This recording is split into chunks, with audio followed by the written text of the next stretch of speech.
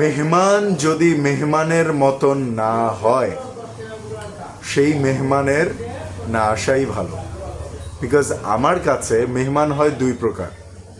এক প্রকারের মেহমান হচ্ছে আসবে, আপনার স্বাভাবিক যে কুশল বিনিময় করা সেটা করবে, খাওয়া দাওয়া করবে, আতিথেয়তা আপ্যায়ন হবে সাধ্য মতন, হ্যাঁ, তারপর আপনার জন্য দোয়া করবে এবং চলে যাবে। ঠিক আছে, এদেরকে আমি বলি এরা হচ্ছে ভালো মেহমান। কারণ এরা আপনার কোনো ওই কোচার খবর নিতে আসে না যে আপনি কি করতেছেন না করতেছেন, হ্যাঁ, মানে পেজঘি লাগানোর জন্য এই ধরনের মেহমান আসে না। আসবে, খাওয়া দাওয়া করবে, কুশল বিনিময় হবে, কেমন আছেন, ভালো আছে, চলে যাবে, শেষ, দ্যাটস ইট।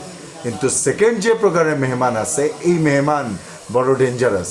এই মেহমান শুধু আপ্যায়িত হইতে আসে না, এই মেহমান আসে আপনার সংসারের মধ্যে আগুন জ্বালায় দেওয়ার জন্য। এমন এমন কূটনামি কথাবার্তা বলবে এবং এমন এমন জিনিসের খবর বের করে আরও 10 জনের কাছে লাগাবে যে আপনার জিন্দেগি জাহান্নাম হয়ে যাবে। আপনি দেখবেন যে আপনার সাজানো গোছানো একটা ফুলের বাগান ছিল, এই মেহমান এসে কোত্থেকে কি করে দিল।